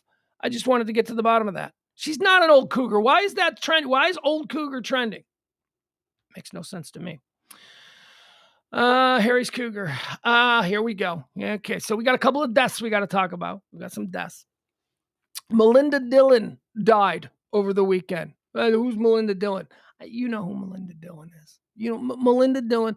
Melinda Dillon was a big actress in the 70s and in the 80s. And then, just like most of the actresses of that era, as soon as she started to show crow's feet, she was gone. She's out of here. Can't hire her anymore. Melinda Dillon, as I tweeted, nobody in the history of Hollywood played the put upon wife and mother who is seriously considering divorce quite like Melinda Dillon. That was every role that she ever played. She was the wife. She was the wife going, are you losing your mind? Like, she was always the one like, I don't know what I'm supposed to do. She was always the wife and mother. She was great. Melinda Dillon was great. Famously, she was Richard Dreyfuss's wife in Close Encounters of the Third Time. She was Ralphie's mom in You Gotta Shoot Your Eye Out, Kid, in A Christmas Story. She was Ralphie's mom in A Christmas Story. Melinda Dillon was awesome, and she died. And I didn't know that she was 83 years old. That's old. I would have thought she was younger than that. I would have thought she was maybe 73 years old, but it turns out Melinda Dillon. Actress Melinda Dillon, A Christmas Story and Close Encounters, has died at 83 years old. Actress Melinda... Here, I'll show you a picture just so you know who she is. Because, she's one of those... I guess... to certain generations, she might be one of those, that lady actresses, but not to me. I mean, I'm old enough to go, oh yeah, she was like in everything in the 70s. This is Melinda Dillon. There you go. And even her face in this looks like she's contemplating divorce. Look at her. Look at her. There she is, Melinda Dillon. Actress Melinda Dillon, a 2-time Oscar nominee, best known for the movies A Christmas Story and Close Encounters of the Third Kind, has died. She was 83 years old. According to the cremation, she was cremated. No cause of death was given. Her death became widely known on Friday. She played the mother in A Christmas Story, a nostalgic look back at a boy's longing for a toy rifle. That was released in 1983 and went on to find an annual holiday audience on video and TV. Yeah, one of the absolute staples of Christmas movies for sure. Before that, she scored Oscar nominations as Best Supporting Actress twice. Once in Steven Spielberg's Close Encounters. She searches for her little boy after aliens abduct him. Oh, no. Oh, my God. I am so sorry. I got that wrong. I said she was Terry Garr, of course. Terry Garr was Richard Dreyfuss's wife in Close Encounters. Melinda Dillon was the little abducted boy's mom. Oh, God, I'm so sorry. That's supposedly one of your favorite movies of all time. How did you make that mistake? Well, because Terry Garr and Melinda Dillon kind of look alike, and they both kind of vanished. Before that, she scored Oscar nominations for Close Encounters. She also was nominated for an Oscar for her work opposite Paul Newman in Absence of Malice. She was in Slapshot, Harry and the Hendersons, Bound for Glory. She was in she did a whole lot of stuff. Melinda Dillon, she's dead at 83 years old. I didn't know she was that old, but I liked her. I always liked her. She always looked, every time you see her on screen, you just want to be like, call a lawyer, lady. Call a lawyer. You don't need to put up with this. This man is not treating you right. That was kind of her whole vibe. Let's see, what else do we have here to talk about? Oh, yeah. Okay, so we got another death, too. We got another Hollywood death that occurred over the weekend that we need to talk about. Charles Kimbrough. Charles Kimbrough has died. Who's Charles Kimbrough, you may ask?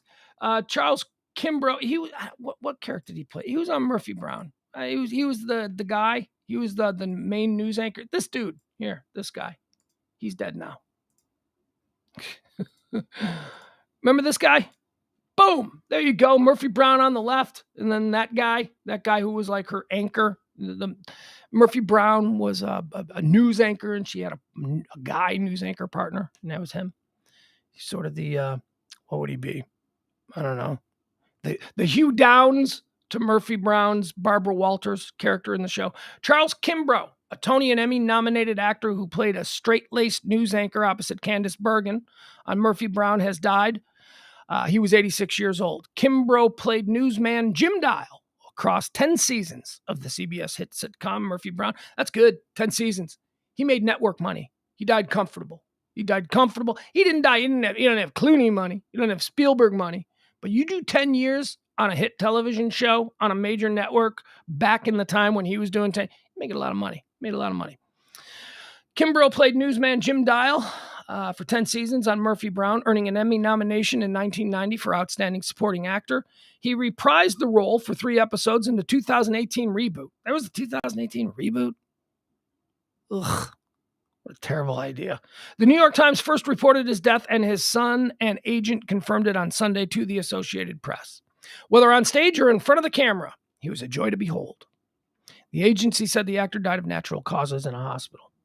86 years old. All right, there you go. 86. We should all be so lucky to get 86. Hey, here's a fun fact. Kimbrough's wife, actress Beth Howland. You know who that is? You know who he was married to? Wait, did she die? Yeah, she died in 2016. Dude, that dude was married to Vera from Alice. Remember Alice? Linda Lavin, Mel Sharples, Mel's Diner. Remember the show Flo? Kiss my grits. Remember Flo? Remember Vera? The severely autistic lady that they hired. She was handy capable, but she was like the world's worst waitress because there was obviously, let's be honest, there was something wrong with her. She was like undiagnosed. Vera from Alice. I was married to him. That's nice. That's nice that Vera and Jim from Murphy Brown hooked up. Because Vera, I don't think Vera had Alice money. I think Vera had some money. Like Vera played Vera for, I don't know, a couple of years. She probably, if she invested smart, she could probably have a nice condo somewhere. You know, she got her medical insurance paid up, but she didn't. She hooked up with a dude who had 10 years on Murphy Brown. So I'm sure they lived a nice life. Why do I go there? Why do I always, I always try to look at the financial stability of people. How'd she do? So they mixed Murphy Brown with Alice money. But the Alice money that Vera got, I can't imagine was all that much. I mean, it was good for the time. I mean, she made good money. She was a TV star, but not like big money. Yeah. Anyway, moving on. Okay. Oh, geez. Seriously, we got to do this every day. Is this going to be an everyday thing? Apparently it is. George Santos is trending. George Santos is trending. Oh, yeah, I know. Imagine that. I'm so tired of this guy. I am George Santos exhausted. And now he's in trouble for sexually harassing a staffer or something. You knew that this shit was going to come. All right, so here's the story on this. So there's this guy. I see him on Twitter from time to time. He's an idiot. His name is Derek Myers. He's a moron. He's like, he's a rabble rouser. He's got, I'm a journalist and this is what I've uncovered. And he's not. He's like a piece of garbage.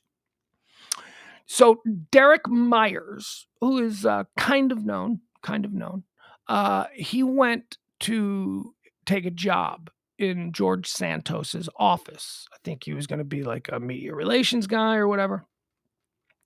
So apparently they hired him. But then after they hired him, like a day later, they found out that he had some issue, some plagiarism issues and a wiretapping issue concerning the coverage of a court trial from years ago. And we don't need to go into it. It's too much in the weeds. Anyway, there was a little bit of a ugliness on Derek Myers' resume that they discovered after they told him he had the job. So when the, like, it's so crazy. Like I get it. Once the Santos people found out that this guy had some problems, they were like, oh God, we got our own problems. we can't be bringing people on who are now going to add new problems. So they decided they were going to get rid of him. So this happened last week. And they fired him. However, Derek Myers, because he's a huge piece of shit, Derek Myers recorded the entire situation between George Santos and George Santos' chief of staff.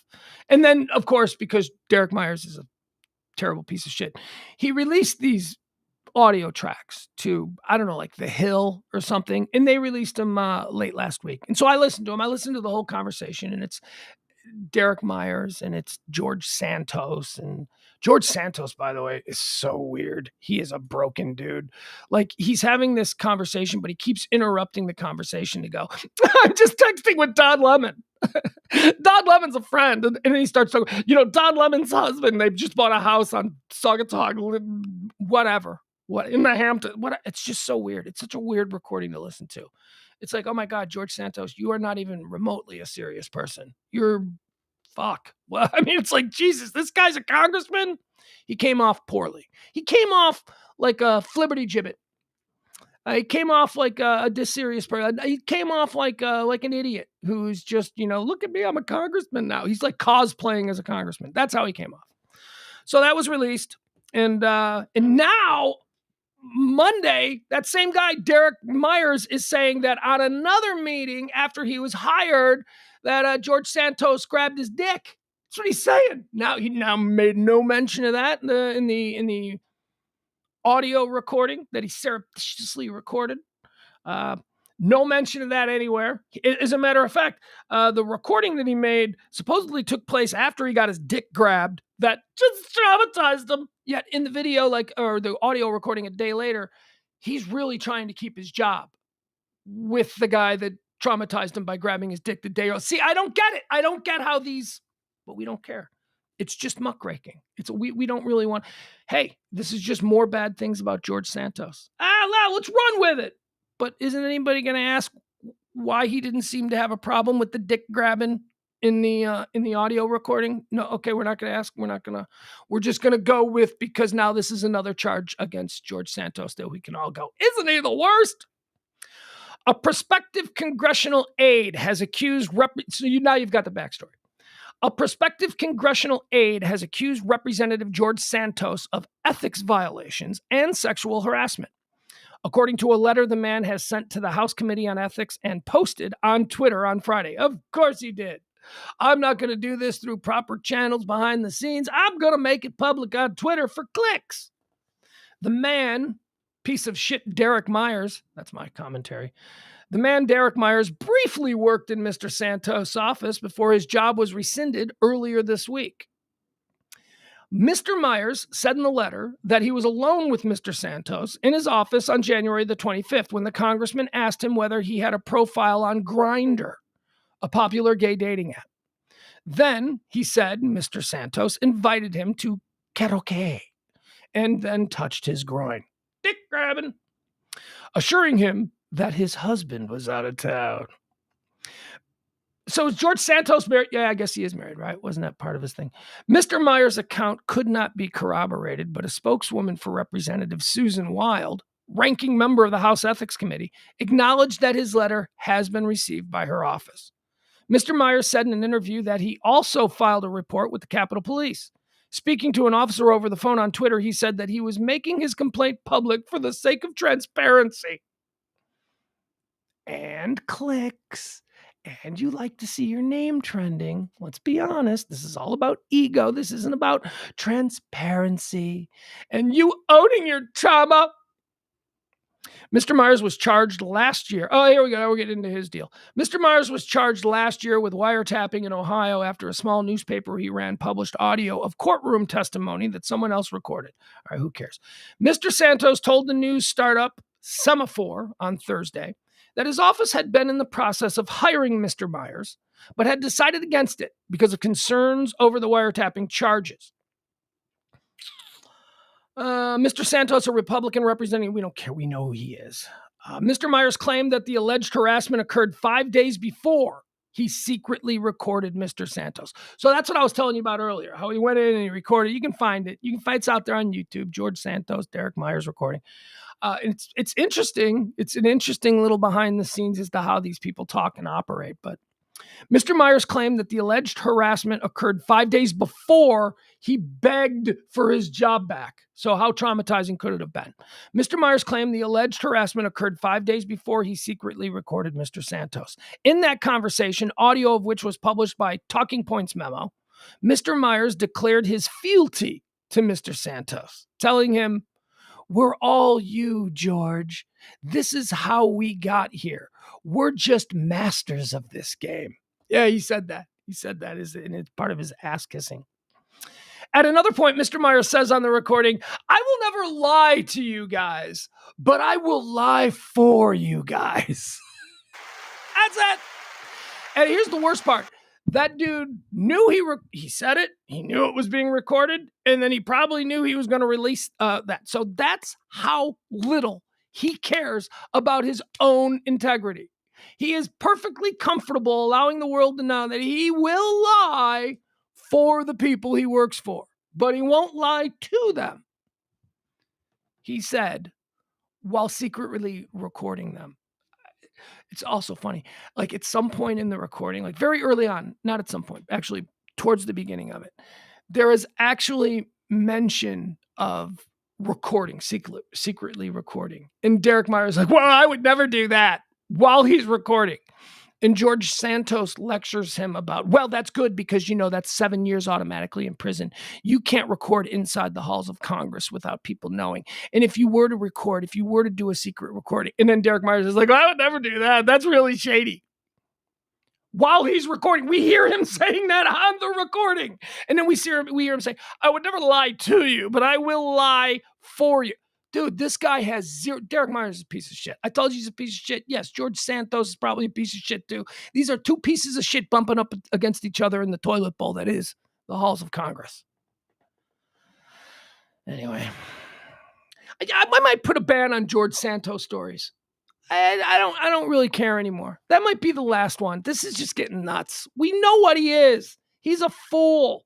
He's a silly man who duped the idiots in his congressional district into believing all kinds of nonsense, and now they're stuck with him.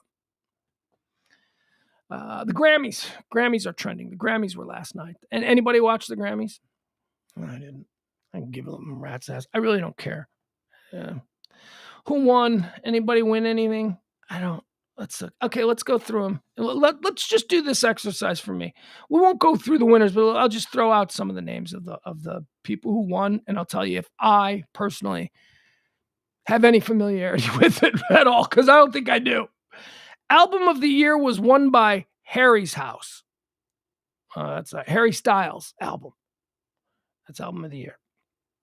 I don't know. I guess there is some familiarity with that because, I mean, you can't pump gas without hearing Harry Styles music, right? So it's everywhere. I couldn't tell you the name of a song. I don't know. Record of the year went to About Damn Time by Lizzo. Nope. Maybe if you played it for me, maybe if I heard it, I'd be like, okay, I know that song. I don't know it. Song to Just Like That by Bonnie Raitt. What? Yeah, I definitely don't know that song.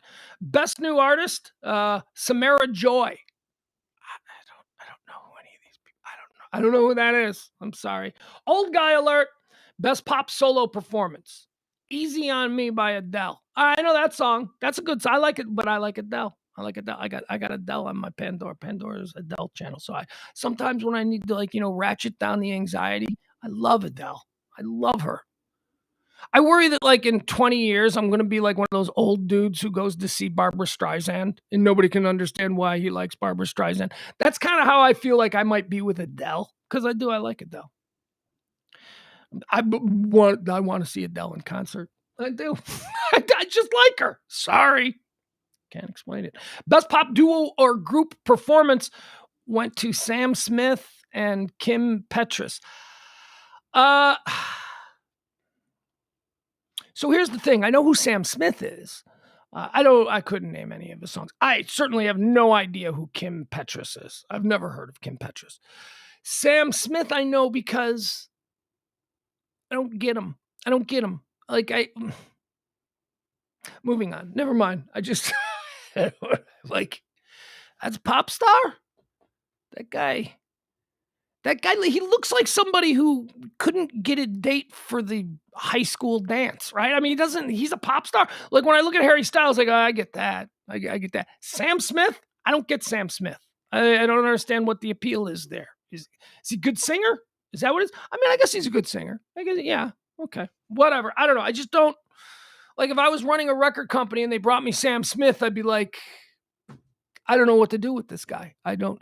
Oh, but he is very flamboyant, right? Like, doesn't he like cross dress and stuff? Like, he's kind of like really pushing that sort of thing. So there you go. There's sort of his niche. That's sort of, he wears dresses and makeup and stuff.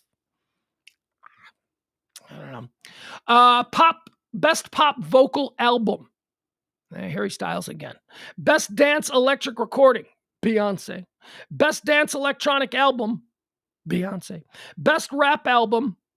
Mr. Morale and the Big Steppers by Kendrick Lamar. Your winner. Best rap album.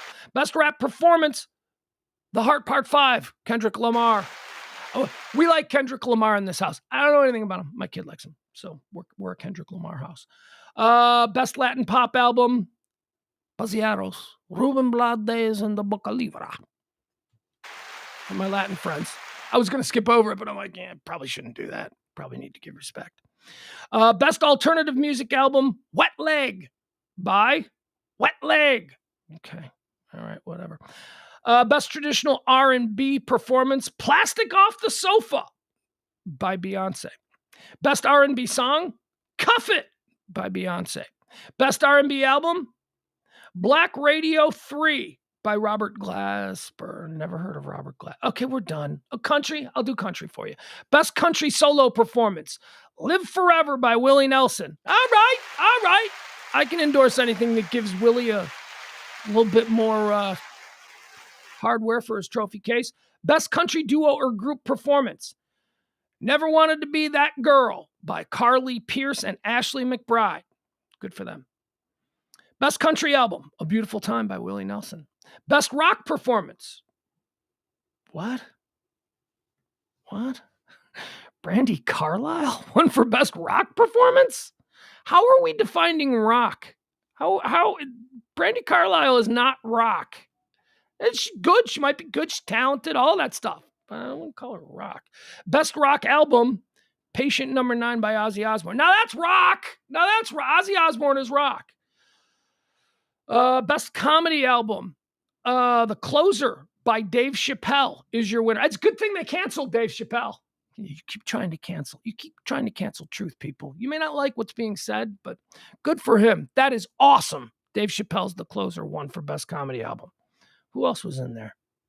Sorry, Louis C.K. All right, another one. Can't really cancel him. He's nominated for a Grammy. We All Scream by Patton Oswalt. I don't know comedy albums. I haven't listened to a comedy album since probably the early 1990s, right? Probably. I think the last one that I actually bought was the Adam Sandler one. The one about his parents, someone's kid. Well, I don't know what that was called. Anyway, kind of got away from that. Best compilation soundtrack for visual media, really don't care. And that's it. All right, there you go. A couple other notes that I've seen passed around about the Grammys. Apparently Madonna looked weird. Everybody was kind of like, what is up with Madonna? Apparently she came out there and people were like, who is that? Madonna's had some recent plastic surgery, I guess. Whatever. Madonna's gonna Madonna.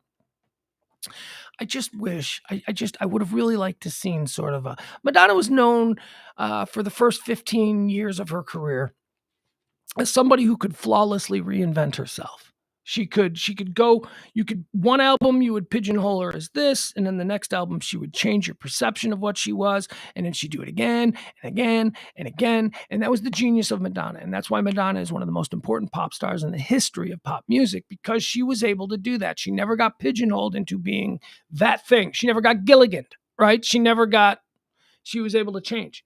So I had great hopes for her. as she grew older. I thought this is going to be, she's going to start to reinvent and morph into this sophisticated, elegant woman of her age. She is going to be sort of a godfather to the music. Now, she seems to still be trying to be a 28-year-old club rat, and it's really disturbing. But she came out and she did something yesterday, and it was weird. Also, I see Mick Fleetwood is trending. Mick Fleetwood is trending because apparently he said that Fleetwood Mac is over. There's when they're never going to do anything again. Christy McVie is gone, and it's just there's no. So that's sad. Should I watch the In Memoriam? I've got it recorded. I've got the Grammys recorded. I just didn't bother watching it last night. You know what I watched instead? I was watching this. I don't know. I fell into this documentary series on Hulu. It's not a documentary series. Like when I say documentary series, it sounds eggheady. This is like documentary information, history stuff, but for like stupid people. I think it's like History Channel does it. It was one of those, The Men Who Built America, which are like super interesting, but they're dumbed down. They're dumbed down. There's a new one that I saw posted on Hulu that's about the dudes who started, here's who it's about. It's about Jack Daniels. Learned all kinds of things about Jack Daniels. I had no idea that Jack Daniels was a black guy whiskey. Yeah, it is. Dude's name was Nathan Nearest Green. Jack Daniels is his recipe. And Jack Daniels was his friend. And Nathan Nearest Green taught Jack Daniels how to distill.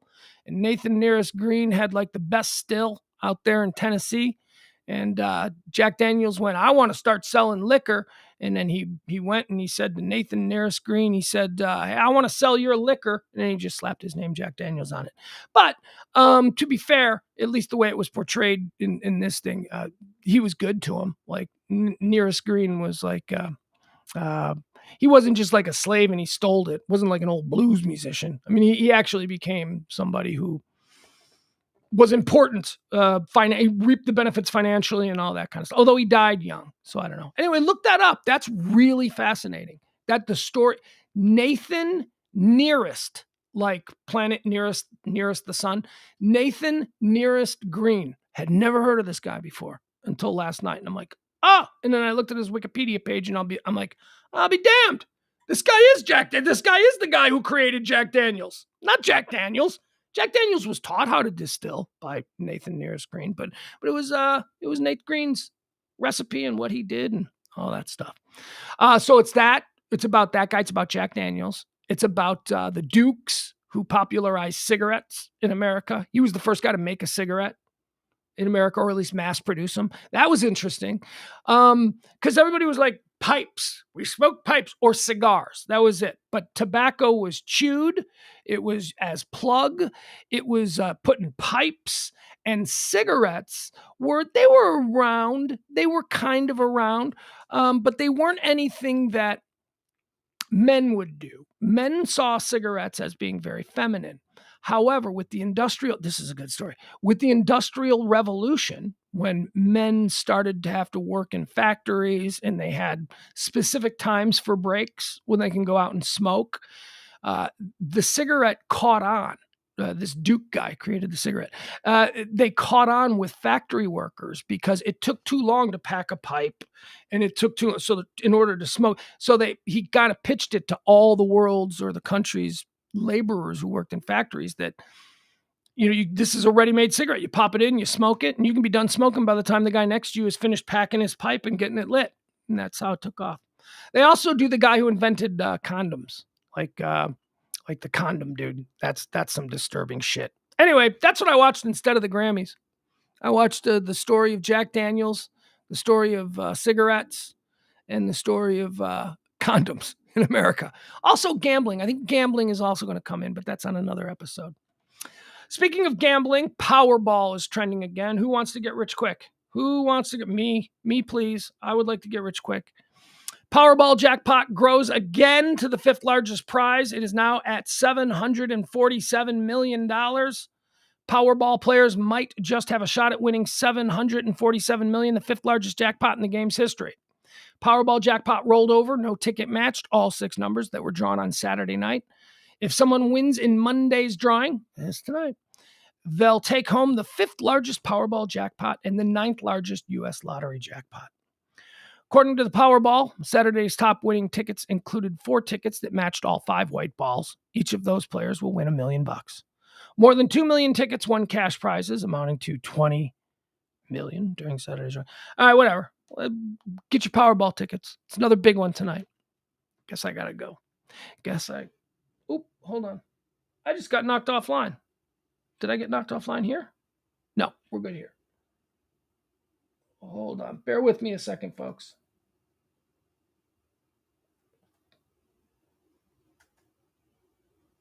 Alrighty. Super Bowl is trending. It is Super Bowl week. Good. Okay.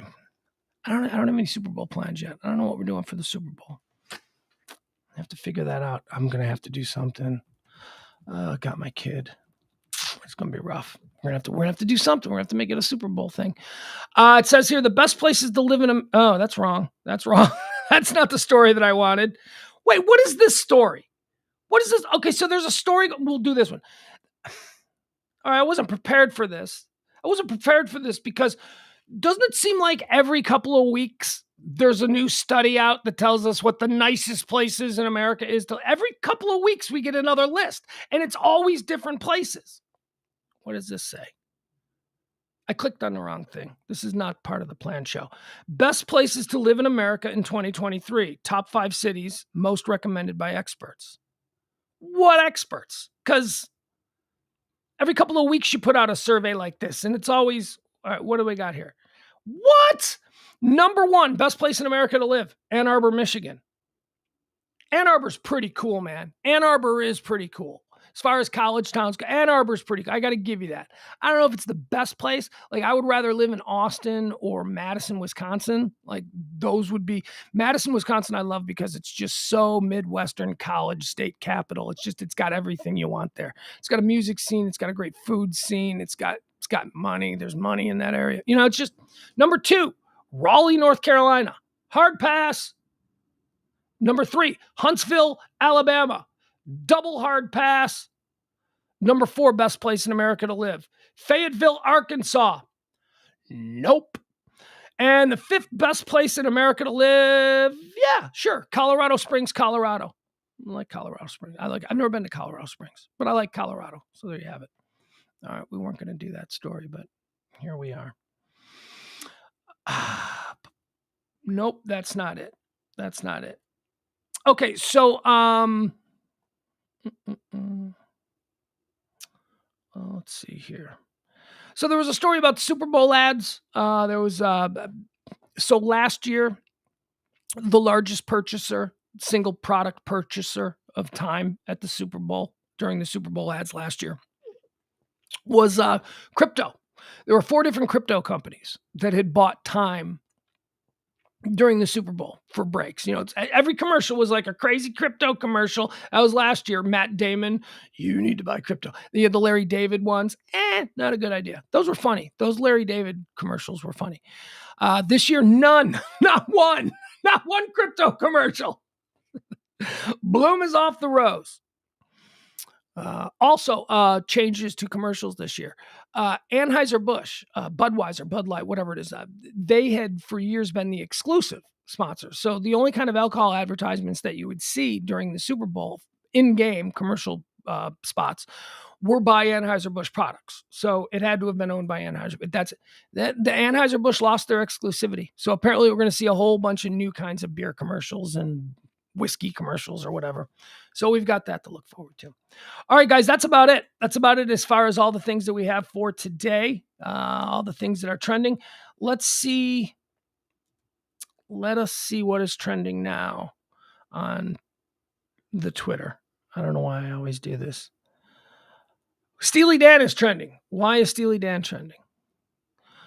You can talk shit about Steely Dan. No, you can't. But I personally disagree. Okay, look at us. Now we're on the same team. I love Steely Dan. So do I.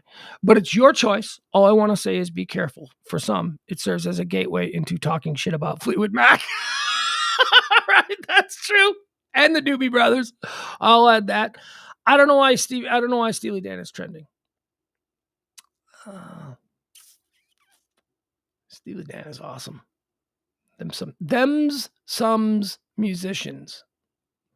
Those guys could play some stuff. Turkey is trending number 1. Hogwarts Legacy is trending. I don't know what that's about. Madonna is trending. There you go. We talked about that because Madonna's weird. She apparently freaked a lot of people out last night at the Grammys.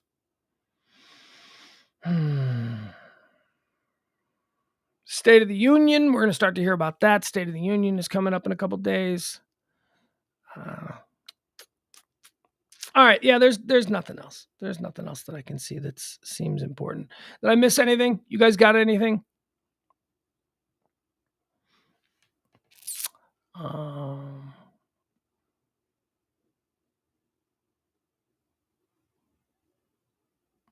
So Leslie Collins, did you see Madonna last night? I have not seen it. All right. Well, let me pull this up. Let's see, since we're talking about Madonna and how odd she looked. Let's Grammys 2023. Okay.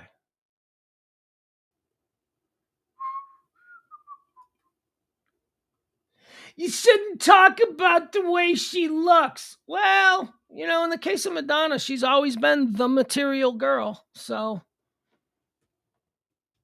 her whole thing was about her reinventions and her looks and all that stuff. So I don't feel bad about talking about Madonna's looks.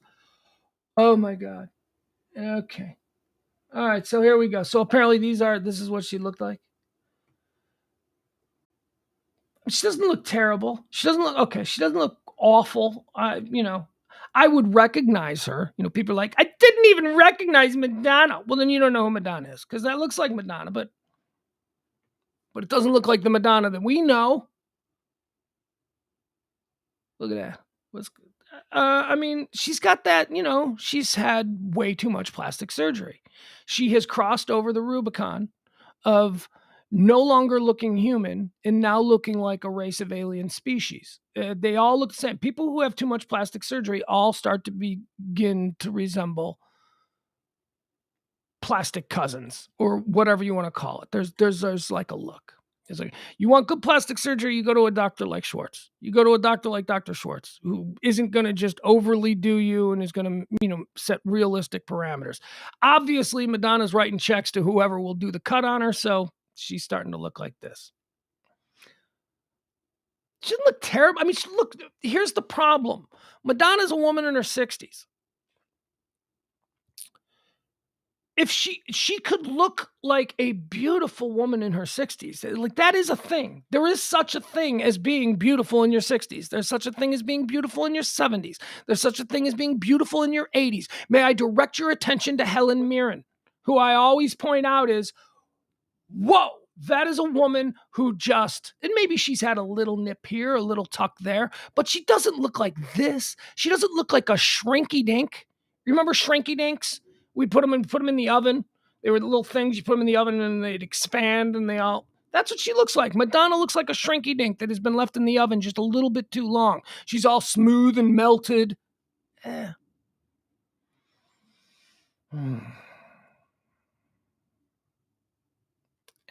my Madonna hot take.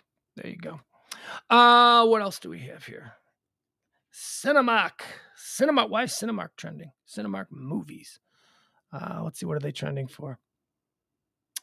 AMC is introducing Sightline, a new ticket pricing strategy that will price seats based on location in the theater. Okay. It's going to be tiered like this: value, first few rows. And nobody wanted to sit in the first. Why do they even have those first few rows? You know what I mean? The first row of, remember when you're like 9 years old, you're like, we want to sit in the first row. And then you're like, this sucks. Because you're just basically looking, it's terrible. You'll lose all perspective on what you're seeing because so that's awful. So that would be value, first few rows. And like, well, the only time the first few rows are used is when it's a really big movie that people want to see. Well, then why would people want to sit in the first row of a movie they really want to see? Because they ain't seeing it. Preferred is the middle of the theater, or best view. And then they'll have standard pricing. Okay. All right. So I guess I get this. I guess there are some people out there who want to go see movies, but they won't go see them because of the pricing, because movies are expensive. But if given the opportunity to at least get in there and sit in the bad front row for like $2 as opposed to like 15 or whatever. And that's not going to be it either. It's not going to be like the first couple of rows are value priced at $2. No. Now, the first couple of rows, if the premium seats are 15, then the first 2 rows are going to be like $12.50. It's not even going to be like because movie theaters are dying, because nobody goes to movie theaters anymore. Why would they? Why would they, when everything can be delivered directly to your home theater? And by the way, when I say home theater, I mean the flat screen in your bedroom. That's becomes a home theater at that point. Let's see, do we have anything else that we can cover here? Let me jump in. Let's see. Let's check in a news headline site. Syrians knelt and prayed, fearing that it was Judgment Day as most powerful earthquake in decades rocks region. Oh, Sam Smith. So I was talking about him. Why is he trending? Did he dress up like Satan or something like that? He's like, Sam Smith brings devil worship to the Grammys. Yeah, I don't think so. I don't think that's what he was doing. But I think what he was doing was trying to trigger people like you who are now going to post, Sam Smith brought devil worship. So, mission accomplished on his part. He got in your head. He got in your head, and now you're doing his bidding. Because a guy like me who doesn't know anything about Sam Smith is now looking at a picture of him. So he was wearing like a top hat with horns. I don't know what's going on. I don't get music anymore. I really don't. All right, that's going to do it, folks. Appreciate you hanging out with us today. This has been High Noon. We do this every Monday through Thursday, Monday through Friday at noon, thereabouts. We come back Monday through Thursday at 9 p.m. Central Standard Time for Pillow Talk with Pugs and Parker. Although Pillow Talk is just the nickname. It's Pugs and Parker. That's it. I love you guys. We'll see you soon. Come back tonight, and I'm out of here. I can smile a little now. Things are going good. I always had to be on guard. That is understood. It has been a journey, a multi-answer test. I am on okay, hold on, guys. See, this is why I like to peruse the chat room a little bit. And if there's anything that I need to mention, hold on. Oh, God, I hate the way this. I hate that I can never find anything in the chat room.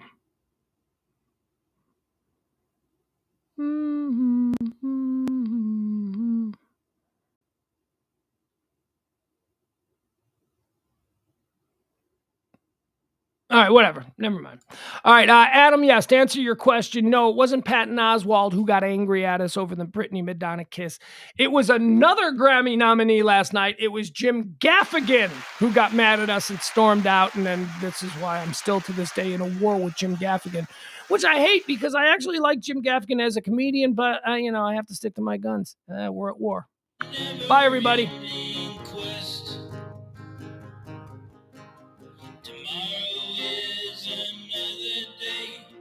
Best is yet to come. I have found a different way, so baffling to some. I have got an old guitar, that is all I need. I don't need no 401, I don't have the greed. Down the road I'll travel, far from the comfort nest. I am on a never-ending quest. Tomorrow is another day, the best is yet to come. I have found a different way, so baffling to some.